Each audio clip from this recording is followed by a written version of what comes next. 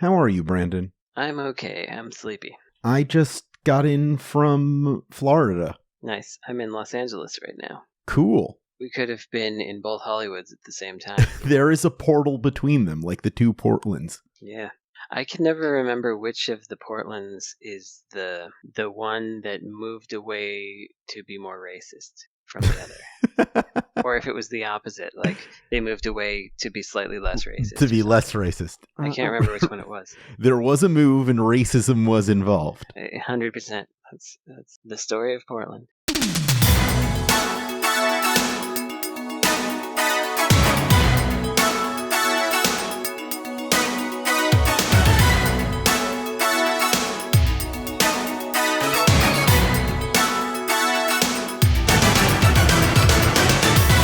Believe that this chamber is that ignorant? This is episode 258 of Insert Credit, a multi-topic video game podcast kept at a manageable pace by a horrible buzzer. I'm Alex Jaffe, and the worst game that I loved as a kid anyway was probably Math Blaster. Math Blaster. My name is Frank Cifaldi, and the worst game that I loved as a kid anyway, I don't know that I've grown to dislike a game that I like. You know what I mean? So I would consider them still good, but I'm gonna give the generic answer of the entire Atari 2600 library I was born with. Take that, Defender. Oh wow! Shoot. Yeah, right. Defender. Yeah, Defender on the Atari. It's terrible. Literally shots fired. Played it since then, probably, but I remember. I'm Tim Rogers, and the worst video game that I liked anyway as a child is this is difficult because I didn't have tolerance for games that weren't I just the first couple of video games I ever played I had complaints about. I went over this in a video I made at one point where I talk about the Empire Strikes Back game on the Atari 2600 and how I just hated it. I had that one too, so let's just share that answer. Yeah, let's do it. But I support this. I also didn't like it. Okay, so if you want to say liked it, I eagerly placed it into the console, excited to experience the thrills of a game with that kind of box art. That was as deep as my enjoyment of it went. And then I just remember being like, this sucks. It's like a trashy Defender clone. I'm Brandon Sheffield, and this is a tough one for me. The worst game that I liked anyway, because as we know, I had a Jaguar, and I played a bunch of those games. Those games are all pretty bad. There's not really a bunch of good ones. I think that I liked a lot of bad games as a youth. I could say, I don't know, Ultra Vortec. Did I really like it? I don't know, but I played it. Trevor McFur in Crescent Galaxy. I tried to beat that. I tried to like Cybermorph? Cybermorph. I couldn't even pretend to like Cybermorph, unfortunately. You should have tried dropping some acid, am I right? I should have. Oh, that was too loud. I'm sorry. I don't know why the volume got turned up on all of those effects. I'll tone it down. Wait, okay. I think probably the worst one that I liked was Hover something game for the Jaguar CD, and it was really bad, but I liked the vibe because it had this weird music and stuff, and it had a draw distance of 5 feet. It was really bad, but what was it called? Hover something. God dang. Sounds like a real memorable video game. Yeah, it was really memorable. I'm gonna not say Highlander because Highlander's actually good despite being bad, so it doesn't count. The end. All right. Actually good despite being bad. Is that a twist on the so bad it's good? That's an acceptable modern twist on the so bad it's good. It's just good despite being bad. I'll tell you what another good answer is any of those. I said as a child I possessed a sharpened, razor-sharp critical faculties, which is sort of not untrue, though I was a little bit duped on occasion by the brawlers, the arcade character brawlers. Oh, yeah. Oh, yeah. Where I was like, oh, these games is the best. Ninja Turtles is the best. And then you go back to Turtles in Time, and it's like, oh, that game there's really not anything there. It's just the music, baby. That's it. It's just a game with music. Yeah, Big Apple, 3 a.m., Sewer Surfing, Bury My Shell at Wounded Knee, Prehistoric Turtlesaurus, Technodrome, Let's Kick Shell. Mm-hmm. Prehistoric Turtlesaurus. It was, by the way, Hover Strike. A good friend of mine very proudly purchased for himself recently a replica of the Simpsons arcade cabinet. Oh, yeah. And like, I don't know what to tell you. You enjoyed that game when you were a kid because the Simpsons were in it. I think it's okay. Got a friend of mine when I was in my youth. My friends, Brandon, this would be Billy. Yeah. In his tiny apartment, just had an opportunity and grabbed himself an X-Men cabinet, and we sure did play it once. And then it was just there. Just a big old huge thing. That's what arcade machines are for. Yeah. It was not the 6-player one, but doesn't matter. It's still big. I was just having a conversation with Vincent Diamante about a time that he was staying at my old place, which had an upstairs and a downstairs. And downstairs was where the arcade machine was. And Vince wakes up early. And so, I'm sleeping in my bed. And then I hear just this giant explosion sound and crush the old order and create a new society. And he's playing Elevator Action Returns because my arcade machine didn't have volume control, or it still doesn't. Oh, that's hot. And so it was just playing at full blast and like coming straight through the floor, and we just hear as he's shooting around in Elevator Actions. It was very very endearing in a way. It's a good game. Gotta remember that for a future episode Yep. intro. For my first question, I'd like to ask Frank what he's been up to. Have you been into any interesting expositions or found any long-lost, unreleased NES games lately? So you're asking me about the $12,000 video game I just bought? Yeah. What would it be like if they made, I don't know, just off the top of my head, a game about Napoleon for the I don't NES? have that one. Lord. Okay. My job that I've assigned myself for the last, 22 years has been the person who finds and saves and puts on the internet unreleased games for the NES. That's just my job on this planet. And they don't come up too often anymore. Typically when they do, it's like someone who worked on the game has like a demonstration cartridge with like rewritable ROMs on it, or like the programmer kept it, or like a magazine reviewer got sent it and it was canceled before print time. So for the first time in my life, 2 different unreleased NES games from 2 different people were on sale at the exact same time. And to put it in perspective, I've done 40 of these over the last 20 years, so they don't come up too often. And we at the foundation we don't have the money to just buy these anymore. I mean, we kind of do, but we shouldn't. Also, I've spent a lot of money this year on other unreleased games. Tim, that one we were talking about, I got it, by the way. I should talk to you. Oh, you did? Yeah, dude. Yeah, you got to hear that Lost Jesper Kid soundtrack. Some Lost Batman going on. Yeah, I want to smoke that. Wow. Yeah, dude. So there were 2 games. One of them is a very early tech demo for the Power Glove called Scanner, made by Rare and never developed into a full product, but it's sort of a vision of like what another Power Glove game would be. It's designed by Novak. He just goes by Novak, which is pretty sweet. He was a designer at Mattel. He's the one who designed Super Glove Ball, which did come out, and he designed this one as well. And the other game was Battlefields of Napoleon, which was a Broderbund published title in the U.S. It was a localization of Napoleon Senki on the Famicom by Lennar, right? The Deadly Towers people. And not only was it a working board for the game, but it also came with a bunch of paperwork and film. And that paperwork and film was the actual material that one would mail to NCL in Japan to print the box, the manual, and the label. So it was the actual layouts. It just never got sent because they canceled the game. So both of these were up. We didn't have the money.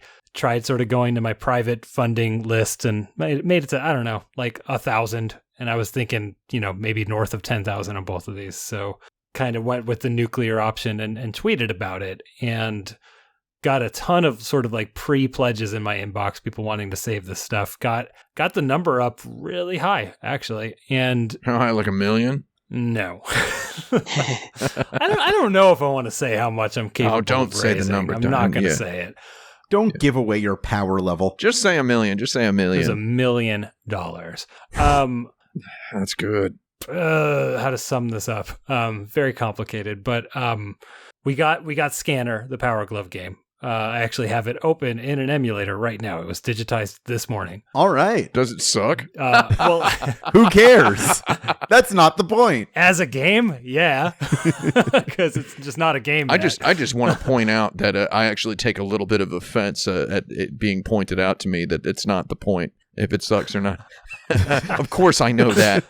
I'm just asking if it sucks because it's a Power Glove game. Ooh, baby. Right? I mean, come on. It's got a bunch of Kev Bayless art. It's got, it's got that squishy brain matter, like Battletoads, like tile set in it that he made. Oh, God. Yeah. Yeah. And then music, I think, by David Wise. Can't quite tell. DW. Lost works by people we care about. Napoleon, I did not get. So, okay, previous record for an unreleased NES game sale. A little bit complicated, but we'll just put the number at $15K. Mm-hmm. And that was SimCity. That was like the grail, right? It doesn't get any more graily than that. First party Nintendo. Doesn't get any better than that. It does not get any better than that. That's true. That was the highest ever. Scanner ended just below 12, and we got it. And then Napoleon ended at almost $29,000, and the guy paid. Shoot. Yeah. So looking at the bid history, it was basically just me, and then I know who the second bidder is, but I shouldn't say. But the person who won. Oh, is it your old friend Billy, who now is famous and goes by the name Bitcoin Billy? Is that who it is? It's old Bitcoin Billy. He traded. You know that like you start with $1 and you trade your way up to a house. He did that with X-Men Cabinet. X-Men Cabinet. Now he's got he's a Bitcoin billionaire. I just want to ask a quick side question. Okay. So you mentioned this rare Power Glove game. Is that the rarest rare game, or if not, what is the rarest rare game? Good. I think that's an honest question. Yeah, that's a good question. I like it. Well, it is a one of one rare game. That's true. What else is a one of one rare game? There's an arcade soccer game that I dumped that no one knows how to emulate because no one has the board. So it's just some data. Let's just, you know what? It can't get rarer than that, right? So it's the rarest of rare games. Wait. I have one that, okay, let me describe one. You tell me if you consider it rarer, okay? All right, let's hear it. I have a PCB for another NES game, and it has a sticker on it that identifies it as a rare game called Valley of the Kings. But decades ago, the actual ROMs were removed, so it is an unpopulated board. So it's kind of like half of a game. That's interesting. Is that rarer than the one complete game? So I'm going to say the one complete game. One half of it exists as opposed to I would one. say Scanner is the rarest, and I would say this Valley of the Kings. That sounds like a bloody game. You know what I mean? Yeah. Uncooked. Yeah. That's uncooked. And the Scanner is as rare as it can get. Yeah. It's as rare as it can get and still be edible. Yes, right. That's in the new, both senses of rare. Yeah, there we go. And then to answer your question for real, yes, I just went to a conference while all of this was happening and could talk about that, but I'm out of time. Well, I want to talk about Brandon's thing. With his permission, I'd like for us to take a moment to eulogize the Google Stadia, which is going offline pretty soon. Google Jize? Yeah, RIP Stadia. So we were going to launch our game on November 1st on Stadia, but then Stadia went away. Went away to you. It's sad, and it kind of, like, I know most people are thinking it's a hilarious thing, but I really wanted the Stadia business model to kind of change the subscription model that we use in the industry, which is basically, by and large, most platforms pay you a lump sum, and then that's all you get, and then your game is free on there for whatever the duration is. Whereas Stadia gave you a percentage of the actual money that people paid in, and I've talked about that on the show before, but that was nice, and I was hoping that was going to take off, but obviously it's not going to, and so now that's gone. But one good thing that came out of it is that Frank was able to sell his old exhibit from GDC, which it wasn't my exhibit. Hang on. Well, I mean, you curated it, sort of. I sort of curated it and just provided stuff for it. That's. But also, if it wasn't yours, how did you have it and how did you sell it?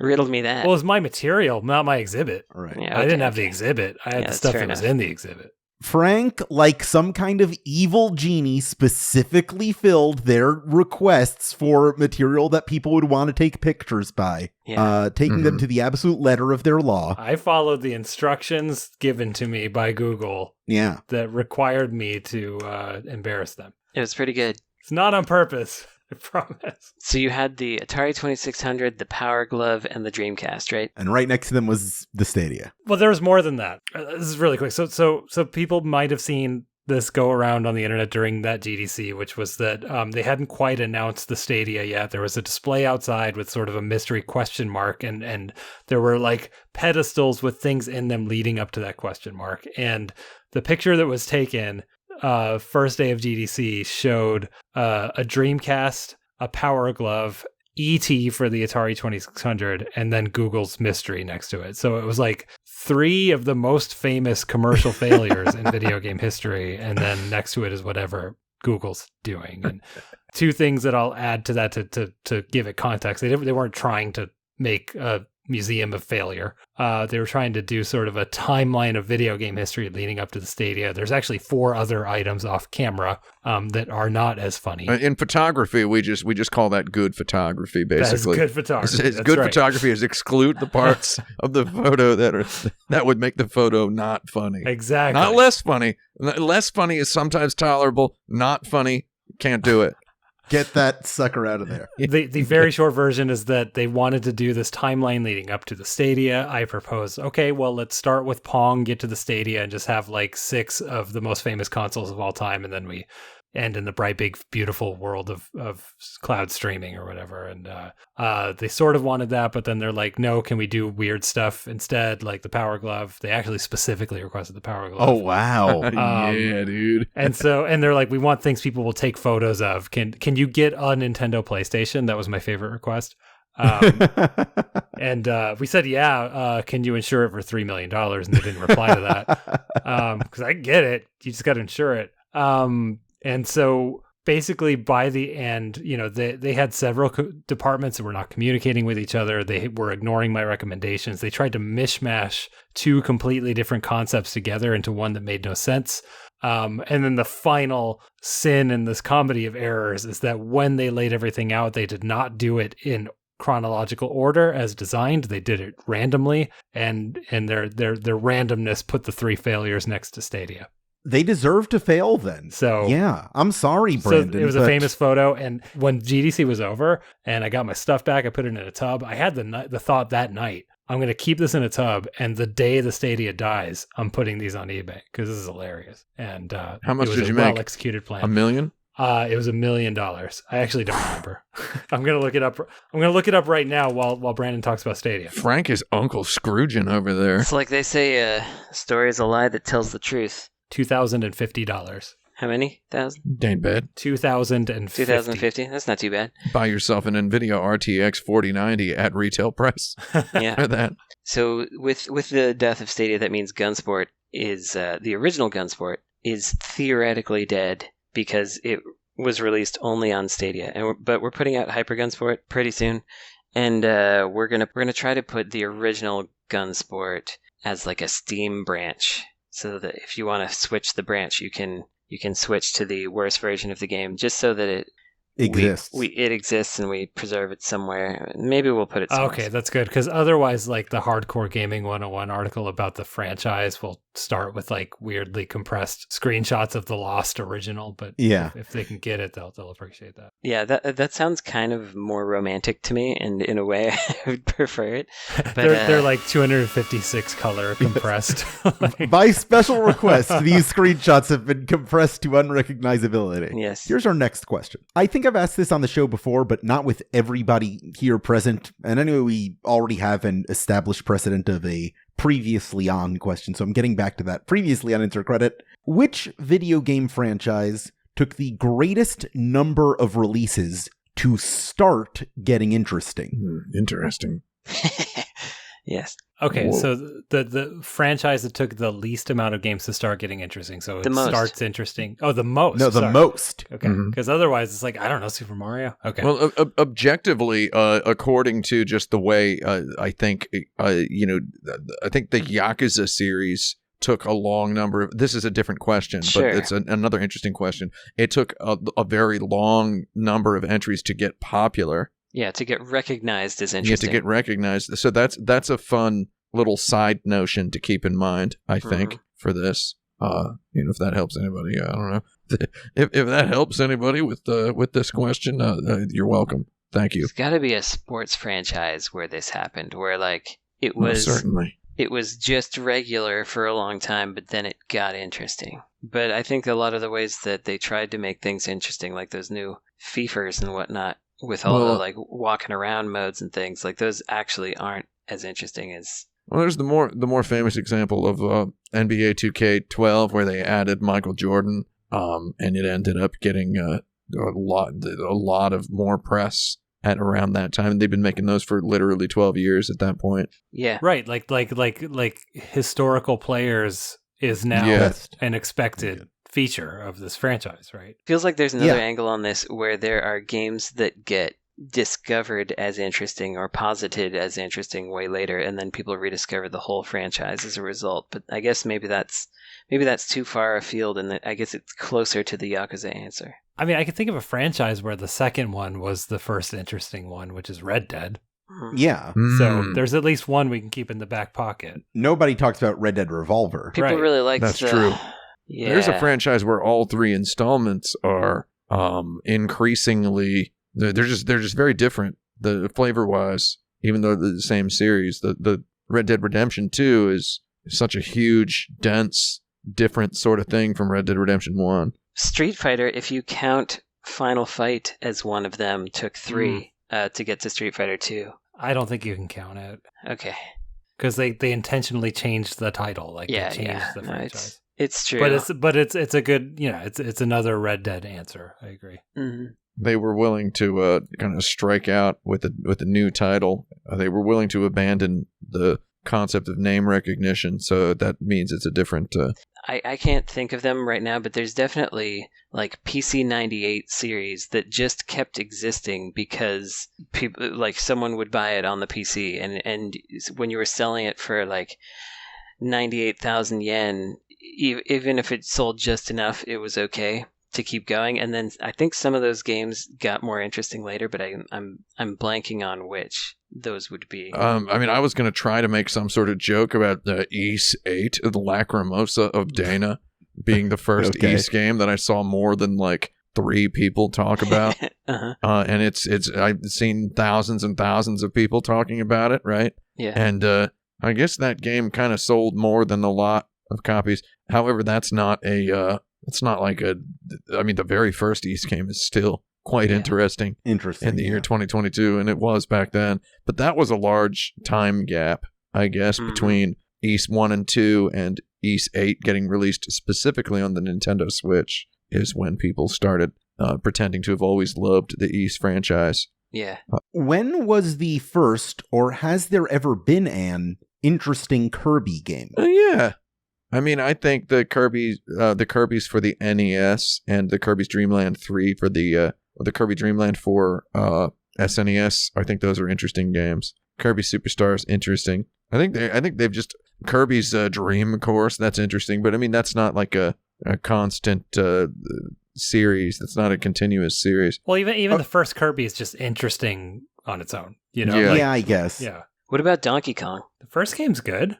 Yeah, but is it interesting? Yeah. Yes. It had a story. It had like a narrative. I'm just trying to think like if any rare games, any rare series ever got interesting, and that's what led me to Donkey Kong. But you mean Donkey Kong starting with Country? Well, yeah, I'm saying Donkey Kong Country is when Donkey Kong. No, you said Donkey Kong. Oh, I did, but that's the franchise. Oh, so you were trying to say that Donkey Kong Country was the first interesting Donkey Kong game? Yes. Oh yeah, I mean I think Donkey Kong 1 was interesting. Even to a Chibis child like myself at that time. I thought it was okay. I would still say it's interesting. Like humans didn't jump before that. We started jumping to try to emulate Jumpman. Yeah, I suppose that's true. We all wanted to be Jumpman. We called the action jumping after Jumpman. Right. Named after him. It's so weird. Like we knew about walking, but we didn't think about springing. Used to get beat up. If I you did really that. want to come back to this. We're out of time, but I think we should revisit this on a future episode. All And right. there's got to be like a racing game We series haven't cracked it yet. where this is true. Yeah, as maybe well. someone in the forums will get it. So somewhere my brain started going real quick, just to maybe plant a seed for next time, is maybe something that started in the arcade, but the home version was the real one. So Mhm. like Oh. Bionic Commando or something, but that's Maybe. also just one game. So there might be Yeah. something. So far, our winner is Red Dead. Yeah.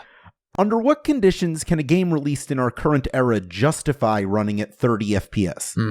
Oh, wait, here's one. Like this literally just came up. Pilot Wings was just released on the Switch through the Nintendo Has an Switch uncapped frame rate. online Yeah. thing.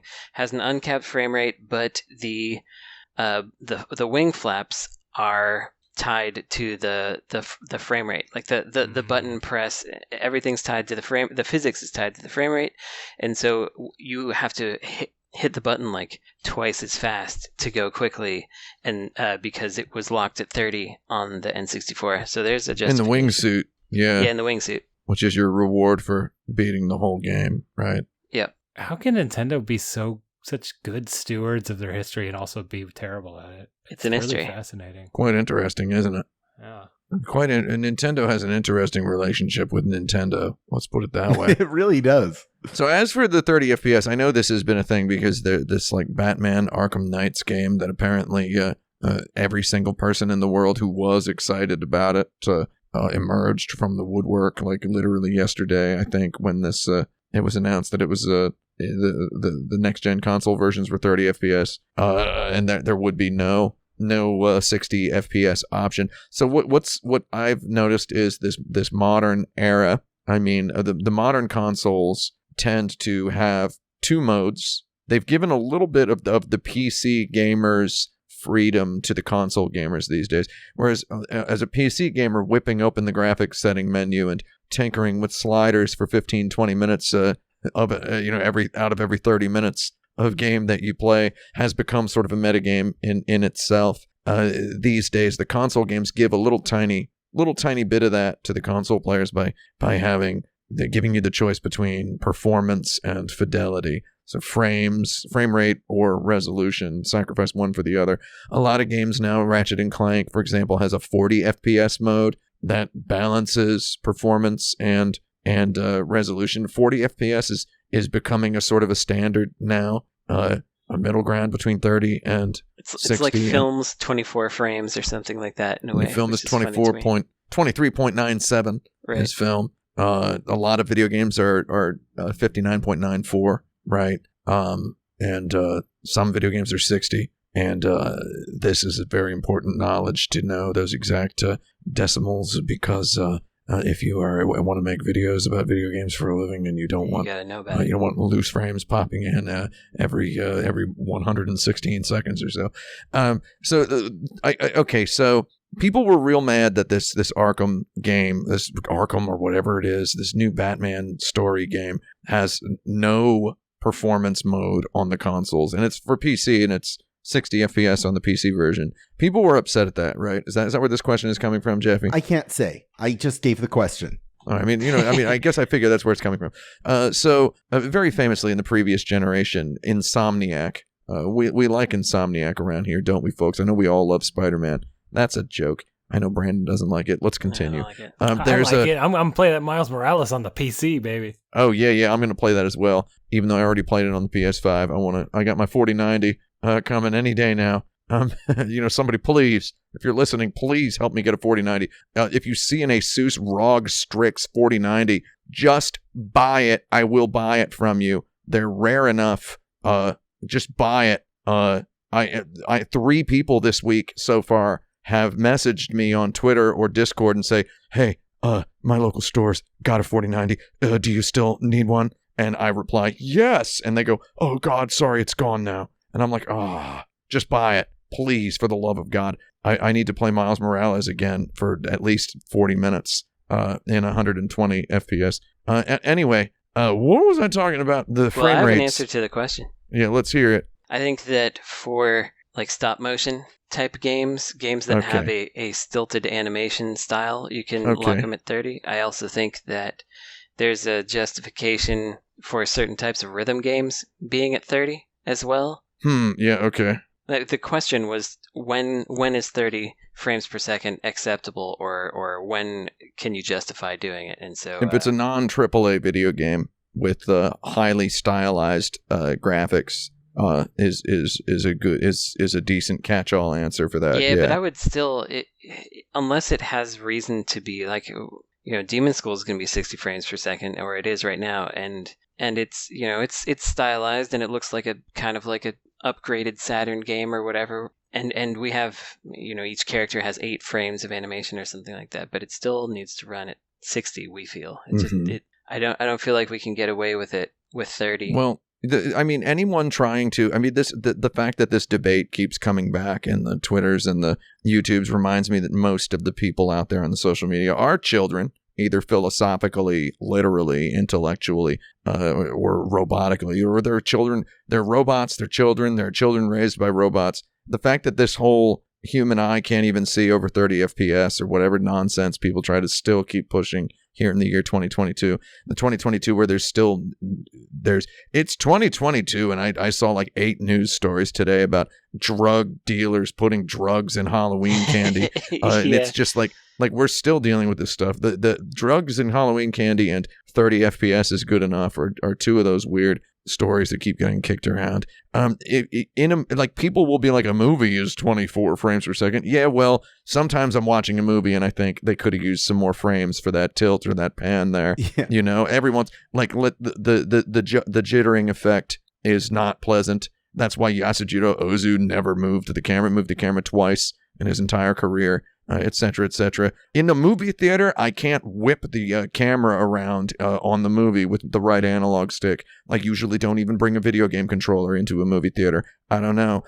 Usually. So if you can whip the camera around with an analog stick or a mouse, it's got to be 60 FPS. If you have to scroll down big lists in menus, you should make that 60 FPS. If you're doing one of those ugly, fashionable modern menus where the cursor moves like a mouse cursor, that's got to be 60 FPS. If your game doesn't have any of those qualities, and you want to launch at a premium price, you can probably handle 30 FPS. Otherwise, man, I'm going to get a real bad headache and eyeball ache from your game. 30 is definitely good enough for me in a lot of contexts, but... well, sure.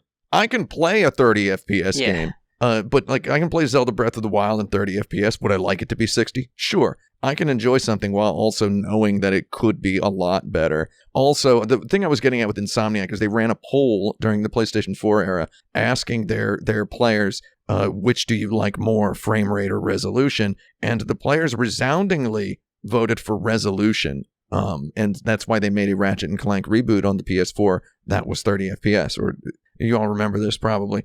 That's why you don't ask people for their literal opinion. You interpret what they say. You don't do what they say. They made a faster horse. So also for example, famously Hidetaka Miyazaki of the Souls series said 30 FPS is better because it's cinematic.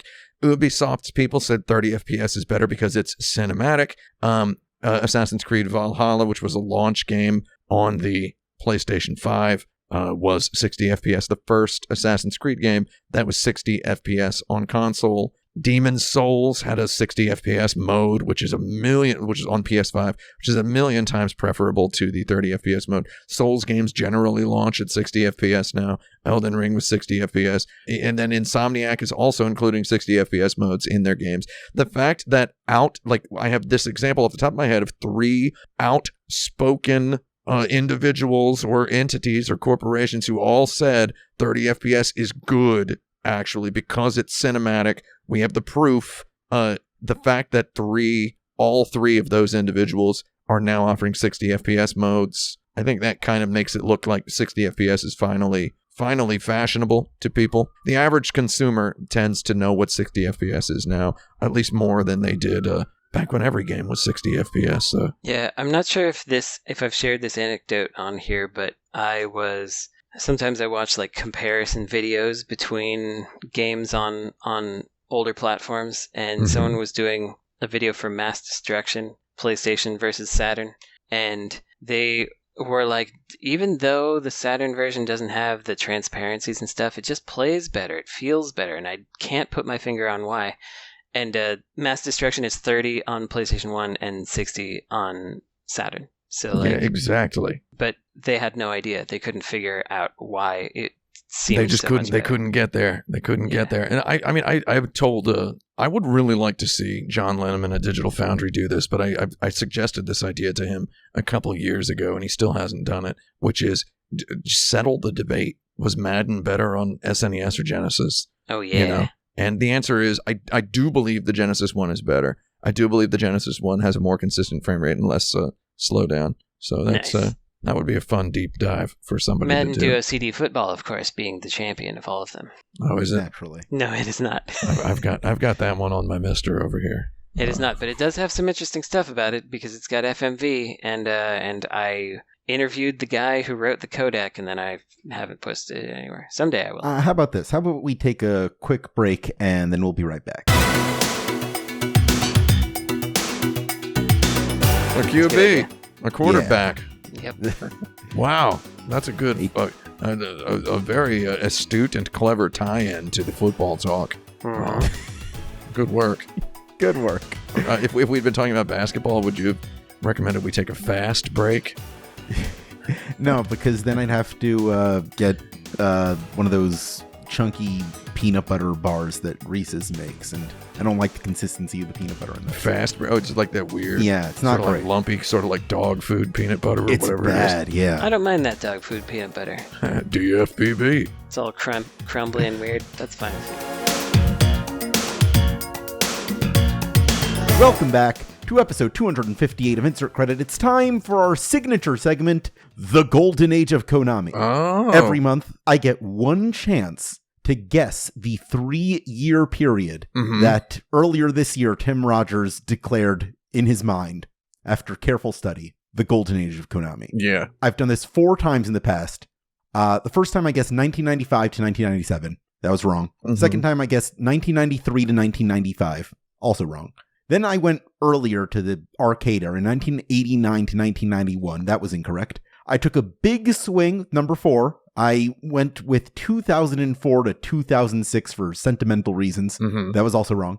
Now, I've been thinking about this for a while. I've gotten a long time to think about this one because it's been a while since we did this segment. And I'm caught between 2 choices, but I've consulted my heart. This is the one I want to go with. All right. Symphony of the Night, 1997. Metal Gear Solid and Suikoden 2 are 1998. And Tokimeki Memorial 2 is 1999. So I'm going with 1997 to 1999. It's quite close. It's pretty I'm close. Yeah. It's pretty close. Getting there. I mean, I'm not the biggest Symphony of the Night guy, but we can get into that No, later. but that's what was throwing me off earlier. But I was like, what if a Golden Age is the height of their power as opposed to when they produce their best material? Yeah, that's true. So I'm willing to say that's close enough, and I'm also, given the fact that in my ongoing research over here, my opinions about varying facets of my own definition have changed. Though that's close enough. We're gonna say he got it. I was thinking 98 to 2000. I was so close. Yeah, because of early PS2 games. Yeah. There's a lot of really weird early PS2 Konami games. But then I started just I don't know. There's a lot of weird early, like, first year launch title PS2 Konami games that are unheard of, that are just never talked about. That maybe I'll be talking about some of them somewhere at some point, sometime soon. Yeah, that's definitely a different definition of Golden Age, I suppose. Yeah. Well, I mean, my concept of Golden Age is you've got Metal Gear Solid, god darn it. You've got Tokimeki Memorial 2, and just everything that kind of stands between those. Tokimeki Memorial 2 is legitimately one of maybe one of the 3 best video games of all time, in case you didn't know that. I mean, clearly, Tokimeki Memorial 2, you were correct in assuming that Tokimeki Memorial 2 defines the absolute height of Konami, in my opinion. But I mean, your answer's probably mathematically correct. is what I was thinking as well, in terms of just absolutely defining the perfect and full demonstration of Konami's power. Yeah. What PS2 games came out in 2000 that were, because I mostly know they did like DDR and Beatmania and Poppin' Music and stuff during that time. Yeah, there were a lot of those. Well, I mean, also that factors in as well. I mean, again, maybe I'll be talking about some of these games at some point, somewhere, sometime soon, somewhere. Who knows? Who knows when and where and why? I'm happy to give myself the win here. Nice. Just go ahead and go ahead and check it out.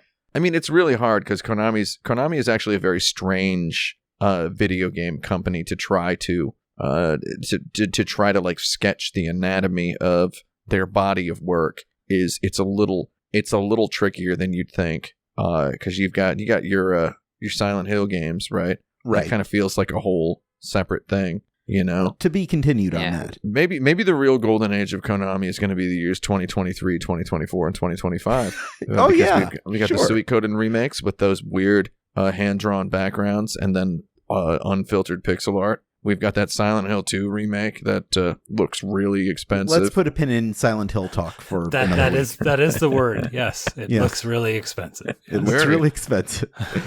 Okay. I won't be here for Silent Hill talk, so go play the restoration PC patch, folks. You don't really need a remake. Just go play the real game, but then also play the remake, because why not? But for now, what's it called? It's Silent Hill 2 HD. Hang on. Yeah, and Liz was saying go play it before they take it down because Silent Hill 2 Enhanced Edition. Mhm. So go get that. I think it might use a Steam version or a just kind of around on the internet version. It's on GOG. It's on Good Old Games. Is it on GOG? Okay. Yeah. Yeah. This patch is incredible. So A lot of people have asked me, and somewhat recently, if I've ever played Silent Hill 2. Number 2, if I like Silent Hill 2. Number 3, what I think of Silent Hill 2. Number 4, if I'm ever going to review Silent Hill 2. And the answer is yes, I like it, and no. So thank you. Thank you. Well, again, we might have some other plans next week. Stay tuned for our Halloween episode at the end of this month. speaking. Uh-oh. It's going to get spooky. Oh, Here no. is our next topic. It's a dirtbag question, folks. This is the Oh, yeah. point in the episode where we go to patreon.com/insert credit and get one of the questions submitted by our fine patrons who get the opportunity to submit us questions whenever they like using a form they can only access there, where they can also get monthly bonus episodes, other sweet treats and prizes. And this week's question comes from Spencer Gifts, who asks, what is the best non-interactive work of video game media? Non-interactive work of video game media. So that's like Super Mario Bros. The movie. a soundtrack or a movie or an article, right? Yeah, yeah. I want to say journalism. like those cloth Ultima maps. Those are really nice. That's media. Yeah. Yeah. I honestly think it could be the Super Mario Brothers theme song from the Yeah. game Super Mario Brothers 1. If you just were to Mhm. put that on a single and sell it, it's pretty good. That's a I don't think pretty it's good. possible to know if that song is as good divorced from context, because it is the perfect song for Mario running and jumping. Yeah, it's difficult to philosophically extricate it from the game. Yeah, Exactly. Yeah. So that's a rough one to. I just got a hunch, though. I got a hunch. What can I say? Well, let's investigate an alternate universe where this happened. Imagine Django Reinhardt playing that. You know, Yeah, just imagine that. I Just get could. your hot club de Paris playing that thing. You know, just imagine that. Just try to picture it. Just a smoky room in 1930s, 1920s Paris. You know, just think about it. Could be good. I don't know. So I'm just going through like movies and TV. There ain't much. I like Game Center CX a lot, but I doubt that's like the best. But That's pretty GCCX. good. A lot of people ask me if I've ever seen that show. no, they don't. Yeah, they No do. one's. No, there's It's a dumb. very specific. I make a very specific reference to it in my Tokimeki Memorial video. That a lot of people took my very specific reference and interpreted it as me making not a reference to it, and thus asking me if I've ever seen the episode I was making a reference to. Unfortunate. It's very difficult to explain without explaining the whole No, I get it. video. Here's a weird one. This isn't media, it's hardware, but I'm going to pose the Taito X55, which was Taito's karaoke game console. Oh. That was the birthplace of Cleopatra Fortune and a lot of other little weird little games, and there are a lot of cool video games on there, but you can't interact with it anymore because it doesn't.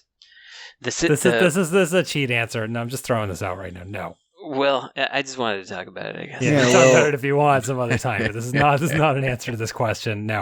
It kind of is. Next, you're going to tell me that Game Boy sewing machine is the best non-game media. Hey, you can use that. You can okay, still fine. use I it, will. It's see if I don't. It's all right, interactable. Best non-interactive video game media. Your soundtrack. Sure. I was great. thinking The Escapist, the website. What? That's a joke. I'm sorry. Okay. No one laughed, and I got really scared. Yeah, So, I was like, is there something... Is this the kind of... Frankie, you were the first person to say Kotaku is actually good years ago when everyone was afraid to say it during that moment. That's true. Where Okay, so it you was thought kinda good. you thought I was doing that again? Did Escapist get really good while we weren't looking or something? You know what? Who would know? Yeah. Good question. Very good question. Did they still have that guy who speaks really fast and British? They do. On Yeah. there. He speaks fast and Australian, I think. He's a British man who lives in Australia. Oh, Actually, that's right. we don't That's need to talk too much about it. He's a Brit. He's very British. I'm a bit of an accents stickler, so Yeah, I can sure. tell you he's a British man. He's an Englishman. Anyway, I don't want to talk about that guy anymore. So do we need to establish some more? Just start throwing out some examples of non-interactive video game media. For example, I have on my bookshelf behind me a very nice giant art book of character designs and illustrations from throughout the Dragon Quest for the whole Dragon Quest series. That's a fun thing to have. Maybe it's the Philosoma art book that gets into the all the lore of Philosoma, the PlayStation 1 failed arcade game. I mean, failed shooting game. That's a cool one. What about some of those Halo novelizations? Maybe one of them's real good. Oh, the one where they have the... Do the Witcher books count retroactively? Are the Witcher books No. now video game media? No? Okay. By that logic, Dante's Inferno would be video game But, like- media. Yeah, see, that's exactly... You could, in 2009, buy a copy of Dante's Inferno that said, like, inspired the hit video game on the cover. Yeah, That's true. it's interesting that there's we got to get that for the library. You should. Oh man, Phil is right next to me. He's in the next office. I'm going to say this out loud. Phil, we need a copy of Dante's Inferno, the book that has the cover that says inspired the video game Dante's Inferno. Yeah. Okay, thank you. That is a must-have. Yeah, gotta get it. Yeah, that's legit. Those Doom novels are pretty good.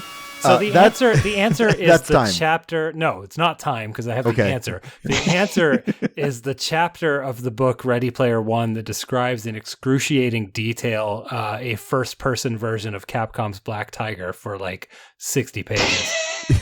That might be it. Yeah, That I'm might sure be that's it. the one. That's got to be it. There's just on some planets definition of best, yeah. That leads us quite nicely into my next question. Mm-hmm. Is there a video game that you think would have been more successful if it was released later without any additional work done to it? Oh, yeah. But what is it? okay, more successful was the question, Yeah. right? Yes. Like sold more copies. I think Earthbound was exactly the wrong time in the US, and it Oh, would have yeah. done better earlier or later. So that is my answer. It's a good one. Yeah, like release it in like 2000 on the PlayStation or something. Also, the Earthbound, the strategy guide that came with the game Earthbound is definitely one of the best non-interactive pieces of video game media. Mhm. Oh, no, but that is interactive because you scratch and sniff. Yeah. That stretches. Well, that's like saying reading is interactive, right? Like, come on. I honestly think reading a novel is as interactive as a video game, and I will not clarify. Yeah. More interactive than lots, not just lots of most video games. Reading a novel is interactive. Scratch and sniff is reading with your nose. Come on. Yeah, it's nose reading is what they actually call it in the cocaine community. Here's a... Isn't there a cocaine community? Oh, there There's is a one. gaming community. There's There's the cocaining community. You've seen American Psycho. So What I think was the question? something that would be better if it would have been more successful if it released earlier was Released Earlier? later later. Okay, never without mind. any additional work done to it. I Right, added okay. earlier or later to Yeah. Earthbound because it Yep, works either okay, way. because I found a good earlier one. Earthbound would have been a heck of a PS1 game. Yeah. I think. I mean, if Earthbound is definitely the answer. If Earthbound would have come out in like 2015, it would have been. It kind of did. I mean, it would have been enormous. Yeah, I do think that like Linda Cube, if it had been released in English, If Linda Cube, if Linda Cube were to come out like next month, yeah, if Sony were to launch it as a, give it a marquee treatment, it would be pretty big. I think so. Game's incredible. You ever played Linda Cube? Yeah, I beat the heck out of that game, and let me tell you, absolute masterpiece. yeah, it's an interesting piece of work they got. Can I talk quickly about why Earthbound was exactly the wrong time? Yes, Yeah, let's hear it. please Let's do. hear it. So, I mean, I do think it's the correct answer, I would say. So thank you. And I'm talking specifically in the U.S., obviously. Yeah. So I was interviewed for an Earthbound documentary years ago that is actually having its first screening later this month. I'm going to be there. I'm kind of excited. Oh, wow. And they wanted to kind of know why it didn't work, why it failed. And because I have all these magazines, we pulled out every review of Earthbound that was published. And there were some trends in there. The main one being the graphics look childish. This looks 8-bit. They often said 8-bit. It looks old fashioned. And you flip through the rest of the magazine and it's like, oh man, these guys are playing PlayStation games right now. Like they just got their PlayStations from Japan. They're Mhm. living in this new 3D future. Even Nintendo, when they brought this game to, I think it was Winter CES 95, like January 95, their last CES. Their demo stations were 3 Super FX games. It was like Star Fox 2, FX Fighter, and Comanche, none of which came out hilariously. And then like over in the corner was this weird sort of throwback RPG, Earthbound. And it's just like everyone's looking forward to this 3D future at the exact moment that they decide to ship this game that's looking backwards. And I just think it's impossible that game would have sold in that environment. And I think even just 2 years later, people would have caught on to it. I think that's true in general for a lot of games of that era, because like you look at any game on the Genesis or Super Nintendo or any 2D game that in general that came out in 1995, and they're like terrible graphics, looks like crap, and then you go back and look at it and it's like, wow, this is some virtuosic stuff that they were doing here at this time. And if you put it out on the Dreamcast 5 years later, there would be at the very least like a strong, like all the reviews would have been good. There would have been a strong niche community for it. That probably would have done something for somebody. Mm-hmm. Silhouette Mirage, put that out right now. I think we've got the answer. So I'm going to ask this. What is the Aqua Teen Hunger Force of video games?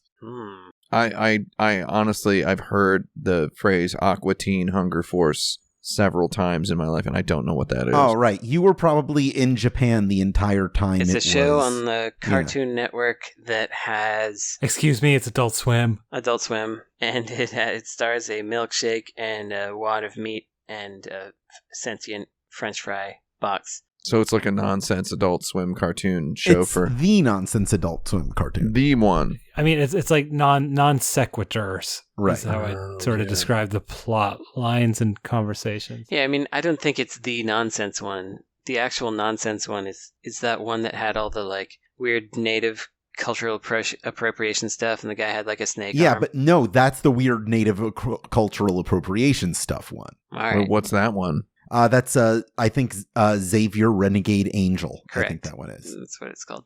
But anyway, Aqua Teen Hunger Force also had that thing where they put the Mooninites around, like pictures of them around town in. It was in Atlanta, and then I was there at the time. And then some news stories. I don't know if they were even being serious. We're like, this is probably a terrorist thing, and we have to shut everything down because it could be interesting.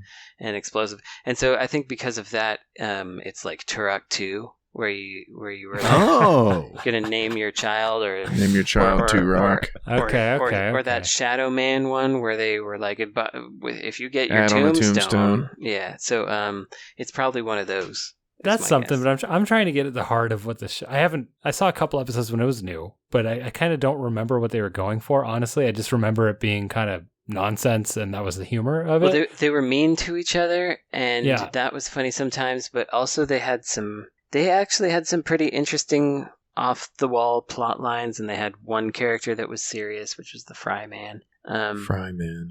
Oh, that's right. Of the three, he was like the straight man, and then he was the straight man. The meatwad or whatever was like the dumb kid, dumb guy, and then Milk the Shake was cool but rude, low-hearted. He was the jerk. He was cool but rude. Yeah. Mm. And then I'm they just had trying a to think. Did it do anything interesting to subvert television shows? But I'm having a hard time. I feel like they did a lot of... It's not, I'm not slamming the show. It's just I'm trying to find what the heart of it is to make a video game. I think it kind of codified like the weird Adult Swim show. That's good. Okay, we can. So yeah. So I've seen these characters before in still images. I've seen probably like 3 or 4 seasons of this show. So, but not since there then. were weird nonsense cartoons before this, right? Certainly. And Sure. it's just so my immediate. I mean, it's not like significantly different than Space Ghost Coast to Coast. But this did reach a larger audience, I would say. My immediate answer as a person who's not seen the show and not played this video game is that Night in the Woods game. No. Which I've also seen images and I recognize the characters. I get why you would do it, but Night in the Woods is much more earnest in its approach, and it's like trying to do something. I'm not trying to say it has the same tone or approach. I feel like it's... do you think it codified something? I mean, I've seen still images of like text boxes. It had that kind of tin whistle and ukulele soundtrack like dialogue, or whatever it is, that very Portland-looking video game,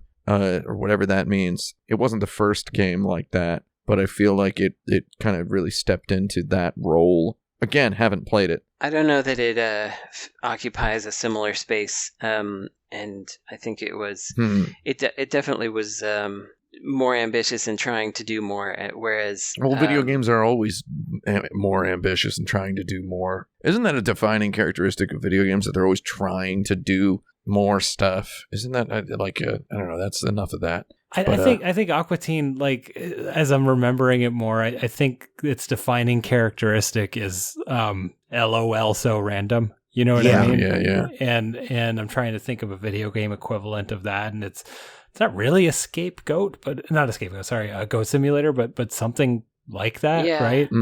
Yeah, I think you're on the closer track here. Yeah, I think it's like 2000s era memes is what that show reacted to, but also created. So it would have to be something where so I think Goat Simulator could be a good one because they did have some reaction to memes and things, but also it became, it's just like, look at these glitches and stuff. And so I think it kind of occupies a similar space. You know what it might be? What's that? What? It might be Alien Hominid, the Newgrounds Flash version. I don't remember that the Newgrounds version had that kind of edge to it, though. I thought it was a little more Invader Zim-ish than Aqua Teen. I agree. It was pretty grounded. Yeah, okay. I was just thinking about how it kind of kickstarted that whole Newgrounds aesthetic. So wait, is this Aqua Teen Hunger Force, is it strictly speaking strictly a comedy show?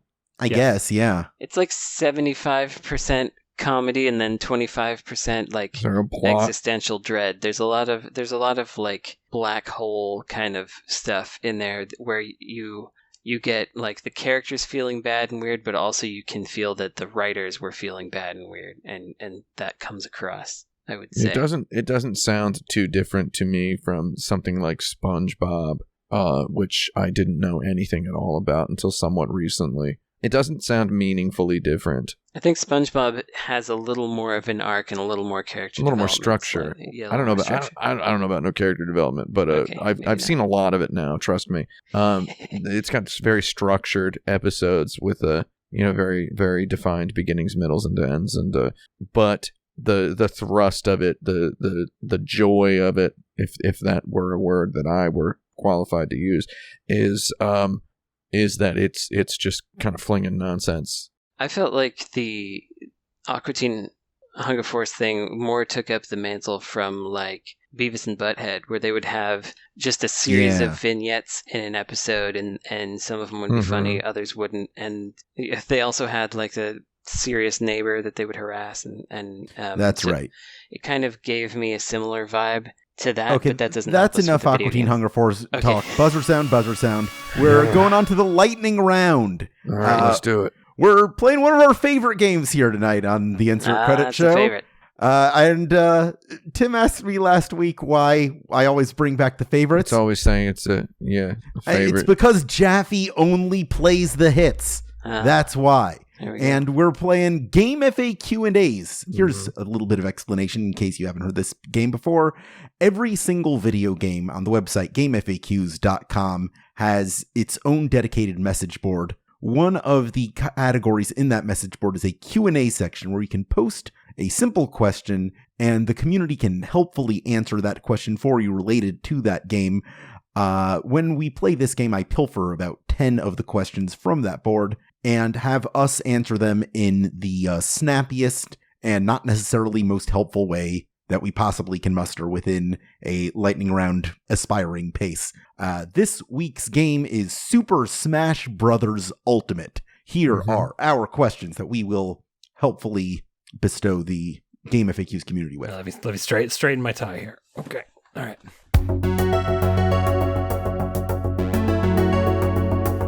Question number 1. How do I change my name? There's I think at least in my county, it's the same office where you do your wedding registry. Yeah. So in fact, you do it at the same time if you want, as it done. So, you might, if you're not married, you might as well get married while you're there. And then you can change your name to Steven Pokemon. Perfect answer. Just make sure you do it before you renew your passport. Oh, yeah. Yeah, that's a huge hassle. What are the best recoveries?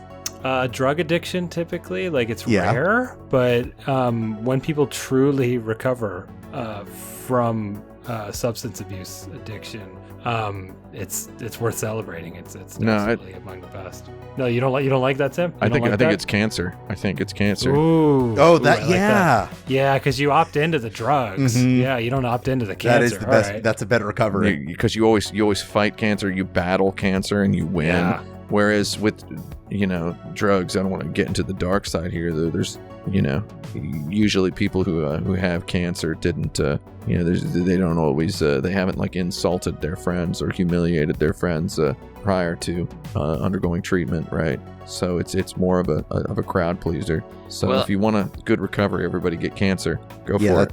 I like when you hit up to recover from a fall and ask 120% limited.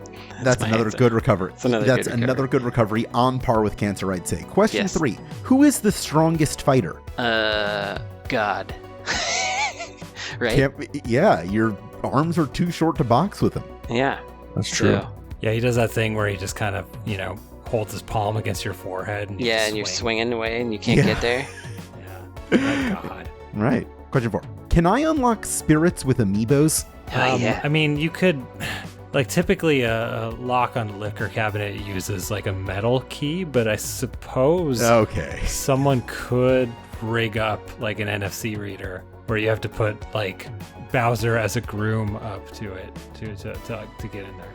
So here's the real answer though is you've seen all of those summoning circles that they make for like new Animal Crossing or whatever, or like we need whatever Nintendo game to come to Switch, and the witches come out and make it happen. Yeah, they put all those amiibos in a fun little circle. So yeah, you can totally do it because you wound up playing Animal Crossing on the Switch, didn't you? So Ghosts did that. Must have been. How many hands are there? 2, typically. Yeah. These. World population. Let me take a look. So 7.7 753 billion. So 3.8 billion, something like that. Did you just have the number of people to get the number of hands there are? That doesn't sound right. You should double it. Oh wait, sorry, double that, right? So you should not listen to that math that I just did. I mean, there are actually 2,598,960 hands in poker. So. Oh yeah, you know what? That's the right answer. And across America, there's 600 million, right? Because we got 300 million people here, and there's Something like that. something with hands across America. Anyway, somewhere around 15.5 billion hands. How do I approach with Captain Falcon? What's the name of that car that he drives in F-Zero? It's called the Big Blue Boy. Yeah, the Big Blue Boy. You get in the Big Blue Boy. That's how you approach. And then you just. But then he'll be like, "You took my car," and that's not going to go well. No, I interpreted with as. Yeah. Oh, that's I'm Captain Falcon. The same word at all. Well, I mean, sure. it's literally what they're asking, but yeah. Anyway, they're asking. I'll take it. How do I approach with Captain Falcon? Like, what is your interpretation? Where how do I approach with Captain Falcon becomes how do I approach Captain Falcon? I guess you're right. Okay. All right. Okay. All right. Next question. Where is Bayonetta? Oh my God.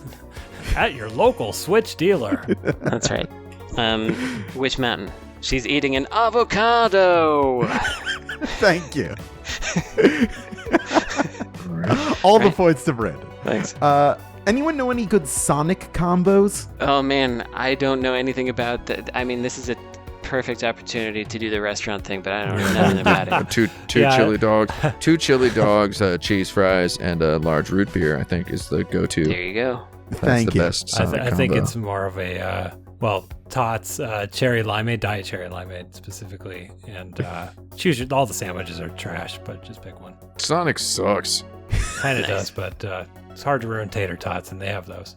Tapey Toppies, as I call them. Yeah, exactly. Tapey I Toppies. literally call them Tapey Toppies. That's what I've been calling them. Yeah, we all do. I actually have a song sung to the Juicy Fruit theme song. Yeah. That's Tapey Toppy Tube ya. That's what I sing while I'm making tater tots. And my little The dog tape is gonna tube ya. And now our audience can have that. a Tapey Toppy Tube ya. I actually sing. I sing Taylor Swift's "Shake It Off," but with tater tots. Oh yeah. Tater tots. Yeah, Don't know about that. yeah. Oh, boy. Don't know about that one. I think it's Tapey Toppy Tube I'm ya. actually serious, by the way. We both have tater tots songs based on other songs. Tapey Toppy Tube ya. Tater Tapey tots. Tater tots. Tapey Toppy Tube ya. Yeah. It's a really good song, and I this is actually true, by the way. My girlfriend loves it. She loves the song. My wife hates it. She stands in the middle of the room and just applauds with deafening volume as I sing Tapey Toppy Toopy Tube ya. She gets really mad when I do that breakdown part. But my lyrics are my burger needs a crunchy side and we're out of fries, so we'd better bake some tates. She doesn't No. she doesn't like tates as Yeah. Yeah, that's actually not so. It's not so. I just good, go with the no. classic tater tots, ooh, tater tots. You didn't have a song before, now you're copying. But Not as good as Tapey Toppy Toopy Tube ya. No, it's not. You gotta admit, that's pretty good. Frank, I just want to be part of this moment, okay? Don't call me out like that. Better bake some tates. Man, if I used social media, I would get on Twitter and I would make some sort of tweet that's like, you grew up in southern Kansas if you like eating tater tots on Sunday, right? Just to attract thousands of hate comments from people who are like, I'm from Oregon and we like tater tots here as well. That's how you get popular on the internet. Esper, I'm assuming you faded out the lightning round music when the tater tots conversation started, so fade it back in now. We're going to do the last two. Question 9. Is there a way to wake up faster? You just know that you have to get up. Hardest part of running is putting on your shoes. Period. Number 2, I'm going to tell you something, and it took me a while to learn this. I learned it around age 30. Water. Ice cold water is better than coffee at waking you up if you do it right. I can attest to Okay. that. Pour it down your pants. That'll wake you up. I mean, you could do all that. Or you could have a George Jetson setup where the house automates getting you up, springing you out of bed, putting you on the shower line. Here's my advice. Get yourself a dog that reacts to any kind of sound. That'll wake you up. And final question, what does the EU mean? European Union. Yeah, it means European. Yeah, that's the actual answer. Yeah. Tapey, toppy, toopy, tube you. But what does it really mean? It means Europe is united. When the United K can leave the United Union and leave Ireland in the lurch in between two worlds. And so what does it really mean in that context? Guess we'll find out later. 2 Liz's later, we'll figure it out. 2 Liz's later. That's right. Thank you. That's the end of our show, everybody. Congratulations. You won. Thank you. Tapey, toppy, toopy, tube you. Is there anything anybody would like to plug or recommend in this moment? Oh, yeah. I got some of those. This isn't a recommendation, but I watched that, what's it called, Day Shift movie, because I'm at an Airbnb that has Netflix, and so I watched the Jamie Foxx one? The Jamie Foxx one. And that's an interesting movie just for... it's a very 90s dollar theater. It's very 90s dollar theater. It's not very good, but if with different editing, it could have been good. But like every 5 minutes, there's a line that was clearly written for a trailer, which is very strange considering Netflix doesn't really have them a lot of the time, or they're not easily accessible. I'm on the social medias all the time, unfortunately. And it's also like super blown out, so the fact that nobody can do film lighting anymore doesn't really matter because it's all like blasted. Yeah, the whole invention of the HDR digital sensor really disrupted the nature of cinematography. There's a lot of movies that look like they're made by people who have no idea what they're doing. No offense to some of those people. Indeed. The color grading industry has there's 2 ways you can go. You can make something that looks like those Avengers movies, all soupy and dark and gritty. People think that's sophisticated, or what I've seen of that Day Shift movie, very blown out, very bloomy. Yeah. The show Avenue 5 on HBO on the new season just started airing last week. Oh, yeah. And in the world of that show, there is a TV show based on the ship, because it's about a spaceship that's stuck in space. And there's a TV show on Earth that's dramatizing it. And every time they cut over to show the fake show within a show, it's like super, super HDR. And great. The colors are like really bright. And it's actually a very good cinematography joke. Yeah, and it works in this Day Shift movie because it's set in Los Angeles, and so it actually gives you the 90s blown out feel, except it's like we can't have it ever be sunset because then the illusion will be ruined. Anyway. It's not the Day Shift anymore. Yeah, that's not my recommendation. My recommendation is to watch Reservation Dogs, which I didn't like for most of the first season, but I was just watching it because it's there. I wanted to watch something. Yeah, and then it started to get better, and it started to be like it's a show that I don't want to put words into anybody's brain, but it didn't feel like it really knew what it was trying to be about. But once it started to really be about the different characters and not so much about one core, it wasn't as much about the core group, but but more about how each individual character relates to their own lives and how that relates to the group, it became a lot better. And also once you got a little more of the magic realism going on. And so season 2 is pretty much very good all the way through. So I now unequivocally recommend Reservation Dogs. It's got a neat vibe. It's got a unique thing going on. It's got a world that is you feel like you learn something as well as just being entertained, but you're not learning something because someone's trying to educate you. You learn something because people that you may not know are just talking about their lives in normal ways. It's good. So give that one a look. See is what I would say. I've seen some of that show, and I gotta say the cinematography is not very blown out. So yeah, it's not. If you're wanting to watch something where the visuals are very blown out, not that one. Yeah, because this one's taking place in Oklahoma. Good old Oklahoma, or something like that. Oklahoma's all right. Them's is my Rex. You got something, Frank? I don't. That's I fine. don't like anything. You've been very busy trying to save video games. It's actually true. I've not. Yeah, I've Since the last show I was on, I think I've absorbed like 2 episodes of Better Call Saul. That's BCS. I've already recommended that show, and I'm not done with it yet. I really want to watch that show. You want to hear a potentially contentious recommendation? Oh no, Sure. what is it? It is Play Control in German. Why is that contentious? Because some Because people, Brandon's whole thing is saying he doesn't like the English. some people think the English dub is good, and I think the German dub is better.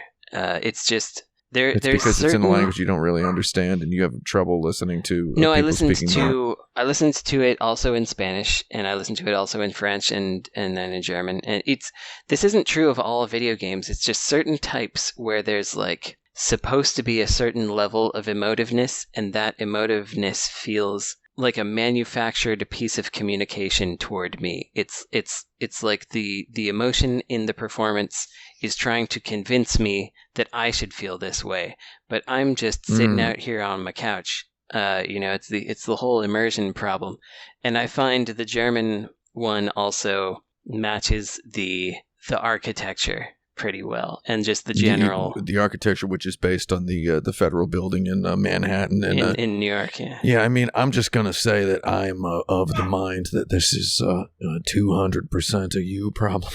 I said it would be contentious. This is something. I've had it in other games, but I mean, I saw nothing wrong with this one. I didn't like it, and I like that the main character is, actually also like acted by the same person. You know what I mean? Like she's motion captured and voice captured. Yeah, it just didn't do it for me. That's her. There was an Assassin's Creed game, Assassin's Creed Unity, that I played that one in French because it was made by people who speak French and it was set in France. I was the guy who got upset that there was no ancient Greek voice option for Assassin's Creed Odyssey. But all in all, as a great joke, that's a pretty good joke. I play a lot of the video games in English these days. I thought the Final Fantasy VII Remake was better in English than in Japanese. I play most of them in English. Like, I played Final Fantasy 15 in English. Man, I played that in Japanese, but I guess that's just me. It's to each their own, but if you're like me and didn't think that the English was for you, then probably German's the one. Yeah. And I don't want to get into a whole thing here. There's really not that much of a... Well, that was why I brought it up. Yeah, there's not that much of a story in there. There kind of is, but not super really. I mean, it'd be one thing if you said you like played Alan Wake in like Finnish, like Did they Finnish do or it in French Finnish? or whatever. I mean, not that I know of. I mean, I played Alan Wake in English because it's pretty good, and that weird hammy schlocky writing is like it's very much. I mean, this is a whole thing really. It's getting into like if you played Max Payne in Italian or whatever, that would just be weird. That would be actual weirdo behavior. If you're playing Max Payne, unless you're Italian. Well, no, even then, I don't know. Okay. I mean, I'm as an American person, I love to watch a good Italian movie in Italian. Oh, as I do as well. Yeah, so I mean, it's pretty good. But I like to imagine a cultured Italian person who is cool with playing this video game that is a hyper self-aware pastiche of noir neo-noir tropes, very specifically a Finnish man very specifically channeling this very American art. It's like saying you like the good, the bad, and the ugly, but you would rather watch the Italian dubbed version because the director was Italian. Does that make sense? Yeah, except it's different here because it's not like the director is the makers are German. Like there's no direct correlation. So yeah, I mean, what I'm talking about Max Payne at this point. I'm saying that it's like I'm saying that if you were saying you played Max Payne in another language, that would be weird because I think the English language is like correct for that game. If you're a person who can't read and you need to play it in German or whatever, knock yourself out. Anyway. My recommendation for the week is that interview with the Vampire Show is good, dude. Huh. That is so good. I would recommend anybody who likes good stuff watch it. Not talking about vampires or the books or, whatever, but that show is good, man. That's what I would recommend. However, I would not recommend the streaming service AMC Plus, which has glitchy sound and horrible video quality. I lit up a 1-week trial of it and quickly canceled it. Dang. So you might have to torrent and steal the show. This show is apparently so good that their servers are completely just racked. All it takes is one good show, I guess, to make a streaming service now. Because the idea is you sign up for a free trial and then you go, because I signed up for the free trial mid-season because there were already 4 episodes out. And then the idea is that you're just going to stay. You're just going to let it go for a month. You'll give them $8.99 for a month, right, to watch the rest of the season. But it's so low quality. The video quality was like full of artifacts and stopping to buffer. Just absolutely inexcusable video quality on my Apple TV over here. So show is amazing, but the streaming service has got to get their stuff together. And I know we have somebody from Paramount Plus listening to this show every week. That's true. Can you just put a goddamn... I recommend that if you're an employee of Paramount Plus with the ability to change a couple of things, can you put a skip intro on Star Trek The Next Generation? Love that song, but I wouldn't mind a skip intro. I got a tab like 6 times on my Apple TV remote, and then sometimes I overshoot it and I have to tab it back, and it always buffers when you tab back. I would love a skip intro. But, Tim, if they put that in, there's going to be thousands of people being, how dare they put a skip intro in Star Trek The Next Generation? Doesn't matter. All right. I want it. It's a good song. Chill tune. You ever listen to that one in your car, Brandon? I don't know where that comes from. I didn't either. You ever crank it and just drive down the street? Just roll the windows. Yeah, just pretend I'm in the Enterprise. I want to say something kind of weird about that intro, which is Pluto is a service with like free channels that are ad supported that just stream stuff all day. And there is a Star Trek channel. It's just called Star Trek, but I don't believe they play anything but The Next Generation, which is correct. That's what you do. That rules. Deep Space Nine also is good, though. DSN. But it's arguably not Star Trek, which is what makes it good. No. Opening credits, Maybe. when they're streaming The Next Generation on this channel, seem to be a rough draft of the HD restoration. Oh, rules. Because the way the stars like scroll make no sense, and sometimes they start like shaking around and doing weird stuff, like they're not done yet. That completely owns. So if you want to go see a rough draft of the HD restoration of the intro of Star Trek The Next Generation, Pluto plays it once an hour. God, That's that a good rules. recommendation. Man, That's it's great. so weird to watch the Enterprise just like fly in one direction, then come back flying again from a different direction. What's it doing, right? Come on. During that intro, it's like the camera just stays in one spot in space, and the Enterprise just flies like it's doing like some kind of a like interstellar warp speed figure 8 maneuver, and then it just comes slowly floating from the bottom of the screen. It's I've watched the whole intro being like, I don't want to skip this because I'm eating my lunch. It's my lunchtime show, and the pre-credits scenes are always of slightly variable length, which is obnoxious. They have a skip intro for Star Trek Discovery, and sometimes the credits for Star Trek Discovery don't come in until like 8 minutes into the show or 13 minutes in, which is like, come on, just put it up front. Do it HBO style. Let's put the credits up front, man. I have some recommendations, if you might be so kind to allow me to give them. Yeah, go for it. I would like to recommend that if you're listening to this show on some kind of format where you can subscribe to or review podcasts, that you do that for us. It always brightens my day to see a new one up there, and it helps us with the analytics and whatnot, helps more people discover the show.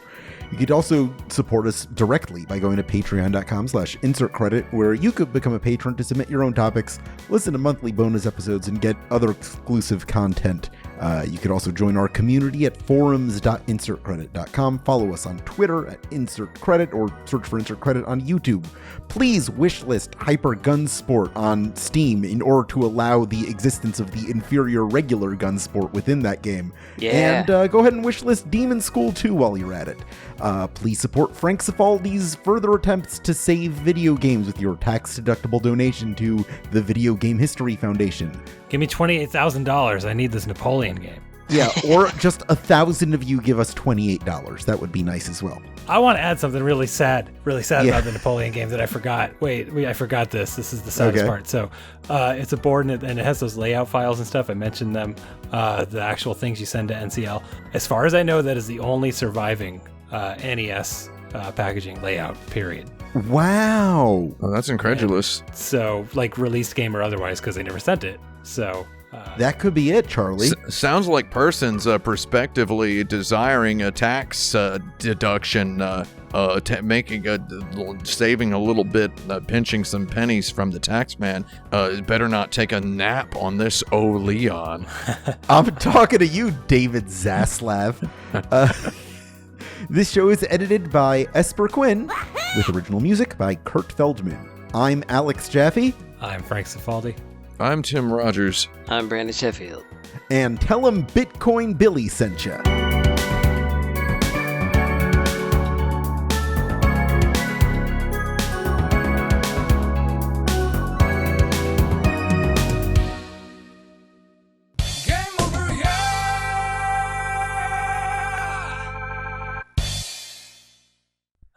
Good old Bitcoin Billy.